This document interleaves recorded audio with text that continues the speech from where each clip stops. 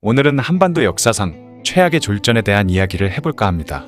당시 사관은 가슴이 찢어지고 뼈가 녹는 듯한 고통에 임진왜란 이후 최초이자 최대의 해상전 참패라고 기록하고 있죠. 이 해전에서 대패하는 바람에 조선 수군은 전쟁이 끝날 때까지 다시 예전으로 회복하지 못할 정도였으며 왜군이 서해안을 통한 해상보급로를 확보하는 사태까지 벌어질 뻔했는데요. 이 최악의 해전은 바로 정유재란 당시 벌어진 칠천량 해전이죠. 조선 수군의 첫 패배인 이 칠천량 해전의 지휘관은 원균이었는데요. 이때 원균이 아닌 그냥 평범한 장수가 지휘를 하기만 했어도 이런 처참한 상황까지는 오지 않았을 것이라는 말까지 나오는 상황이죠. 도대체 당시 칠천량에서는 무슨 일이 있었을까요? 임진왜란의 정전회담이 결렬되면서 왜군은 1597년 다시 조선에 침공합니다. 그런데 평소 가토 기요마사를 죽이고 싶을 만큼 싫어하던 고니시 유키나가는 이중 첩자였던 요시라를 경상 우병사 김응서에게 보내 가토가 바다를 건너 침공할 것이라는 정보를 미리 흘렸죠. 이에 김응서는 곧바로 권율에게 이 소식을 알렸고, 권율은 조정에 급한 파발을 보내는 동시에 빨리 바다를 건너오는 가토를 공격하라는 명령을 하기 위해 직접 이순신에게로 급하게 달려갔습니다. 그런데 권율이 한산도에 도착했을 때 하필 이순신은 전라자 수영의 일로 여수에 가 있었죠. 그렇게 이토록 좋은 기회를 놓치는 건가 싶었지만 이미 수많은 첩자와 정찰병을 보내놓은 이순신은 벌써 가토가 부산 가덕도에 상륙했다는 사실을 파악하고 있었습니다. 하지만 조선 조정에서는 가토가 이미 도착한 건 어쩔 수 없지만 그래도 바다에서 계속 압박을 주면 다른 부대는 쉽게 오지 못할 것이니 이순신에게 부산포를 공격하라는 명령을 내렸죠.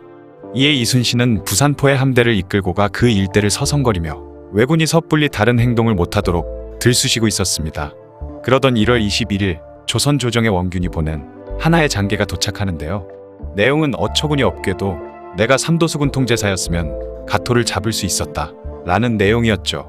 그 장계를 본 선조는 갑자기 그래, 그때가 가토를 잡을 절호의 기회였는데 이순신이 못 잡았다 라고 하면서 분노하며 급발진을 하는데요.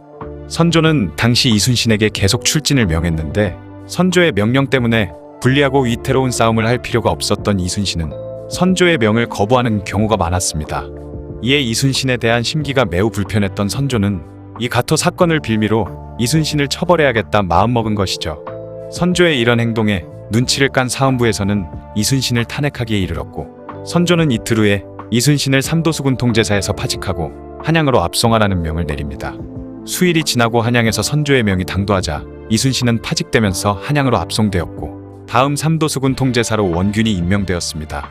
이순신은 압송되기 전 함선 134척과 수군만 7천여 명, 그리고 군량, 화약, 총통 등을 원균에게 넘기고 서울로 압송되었죠. 이 모든 병력과 자원들은 조선 조정의 지원을 거의 받지 못하고 이순신 혼자 만들어낸 것들이었습니다. 어쨌든 평소 중후하던 이순신의 자리를 빼앗은 원균은 자신의 능력을 보여주기 위해 1597년 3월 거제도 기문포에 외선 세척이 정박해 있다는 정보를 입수하고 수군을 출진시켰습니다. 당시는 휴전 기간이었기 때문에 외선이 돌아갈 때 뒤치기를 감행했는데 일본군의 반격이 너무나 거세 그만 판옥선을 탈취당하기까지 했죠. 그리고 이때 왜군 47명의 목을 베기도 했지만 조선 수군의 피해는 고성현령 조응도와 병력 140여 명의 사상자가 나왔습니다.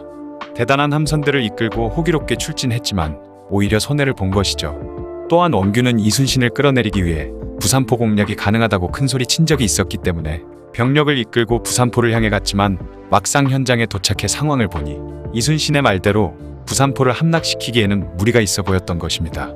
그러다 보니 부산포 공략은커녕 작전회의실인 운주당에서까지 기생을 불러다가 술만 마시기 시작했는데요.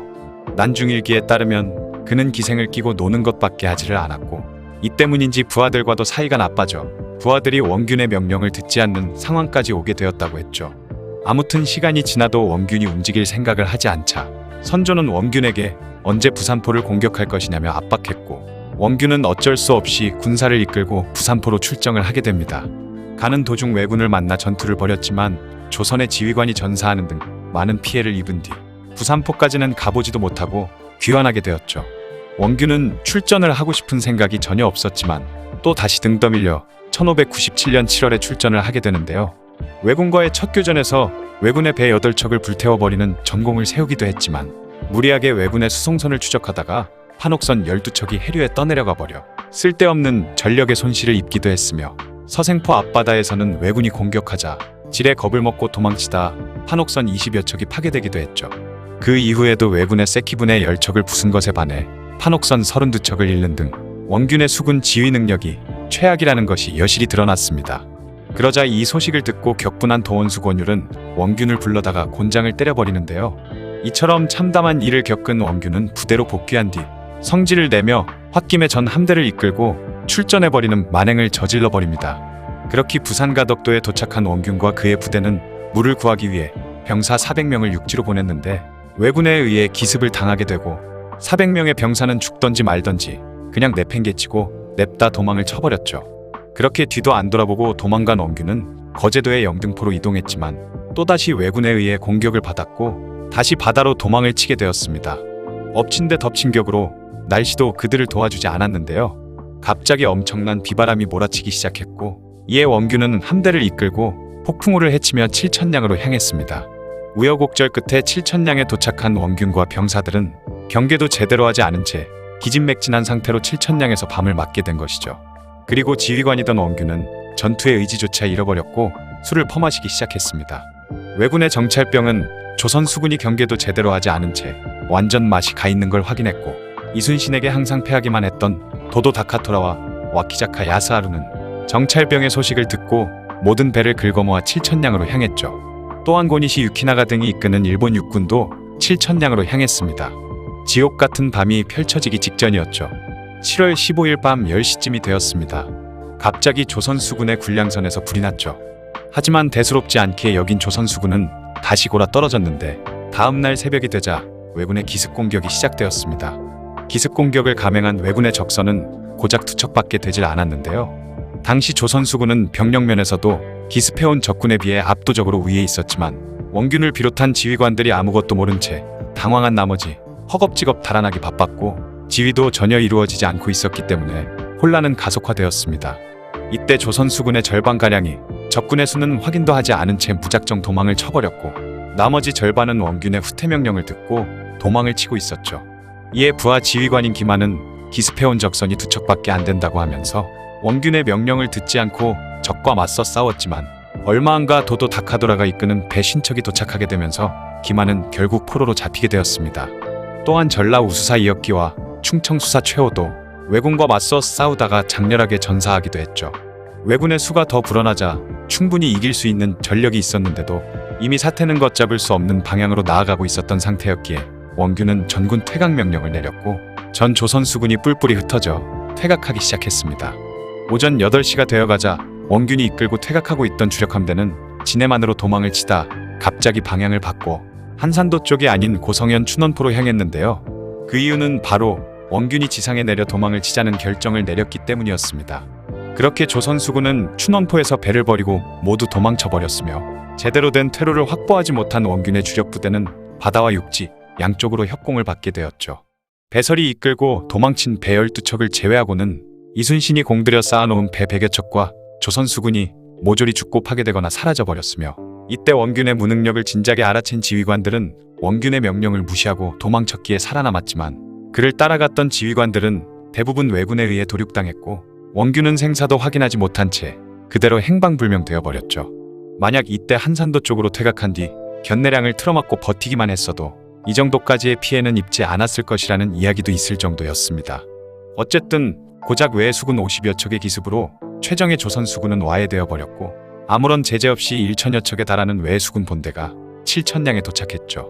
그리고 춘원포에 고립된 조선 수군을 전멸시켜버렸습니다. 이 7천량에서의 대패 소식을 접한 조정에서는 큰 충격을 받았는데요. 이 엄청난 사태를 어떻게 해야 할 것인가에 대해 갑론을박하고 있을 때 침묵을 지키고 있던 선조가 드디어 입을 열었죠. 그 내용은 바로 이 일은 어떻게 사람의 지혜만의 탓이겠는가, 하늘의 뜻을 어찌할 것인가 라는 말이었습니다. 바로 7천량의 패전은 원균 때문이 아니라 운이 없었다는 것인데 패전의 원인이 원균 탓이라고 한다면 한 번도 지지 않고 잘 싸우고 있던 이순신을 파직시키고 그 자리에 원균을 앉힌 선조의 책임 또한 있었던 것이죠. 그렇게 패전의 이유는 단지 운 때문이다 라고 말하면서 자신에게는 아무런 책임이 없다는 식으로 회피해버렸던 것입니다. 아무튼 더 큰 문제는 남해가 왜군에 완전히 넘어가 버렸다는 사실이고 이는 더 이상 전라도 역시 안전하지 않다는 것이었죠. 그리고 왜군의 보급도 바다를 이용할 수 있게 되는 것이었습니다.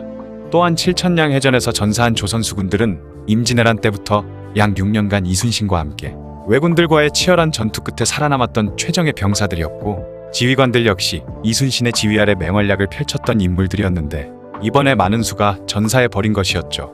상황이 이렇게 되자 신하들의 이순신을 복직시키라는 요구가 거세졌고, 선조는 마지못해 복직을 허락해 주었죠. 그런데 어처구니가 없는 점은 이순신을 복직시켜주면서 선조가 내린 품계가 원래보다 훨씬 강등된 절충 장군이었는데요. 이러면 원래 이순신의 부하들과 품계가 같아져 지휘를 하는 데 있어서 문제가 생길 수 있었던 것이죠. 하지만 다행히도 부하였던 사람들이 품계를 떠나서 이순신의 명령을 잘 따랐기 때문에 별 문제는 일어나지 않았습니다. 그런데 왜군은 곧바로 모든 병력을 총동원해 서해로 가는 길을 뚫었어야 하는데 의도치 않게 대승을 거둬버린 탓에 어리둥절해하며 7월 말까지 주변 지역을 약탈하는 등 시간만 끌고 있었죠. 왜군이 처음부터 조선 수군과의 해전에서 이기고 서해로 진출한다는 생각을 가지고 있었다면 전투를 승리하고 난 뒤 해야 할 일들에 모든 만반의 준비를 해놓았을 텐데, 칠천량 해전의 승리는 전혀 예상하지 못하고 있었기 때문에 진군할 준비가 전혀 안 되어 있었던 것입니다. 덕분에 이순신은 상황을 수습할 어느 정도의 시간을 벌 수 있었죠.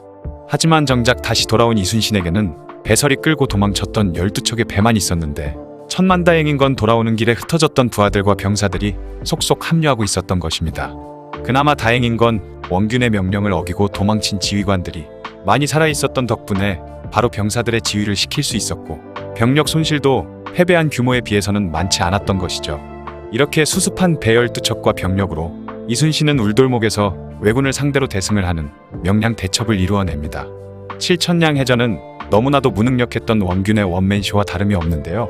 출정에서부터 칠천량에 도착하기까지의 과정도 당시 조선 수군의 막강한 화력에 비해서 제대로 된 전투도 못하고 도망만 치다가 결국 습격당해 폭망한 것을 보면 어처구니가 없을 정도이죠. 이 일에 선조도 한몫했다는 것이 더 열받기도 하네요. 한반도 역사상 최악의 졸전, 칠천량 해전에 대한 이야기였습니다. 영상을 봐주셔서 감사합니다. 더 재미있고 유익한 영상으로 다시 찾아뵙겠습니다. 구독과 좋아요 꾹 눌러주시고 댓글도 부탁드려요.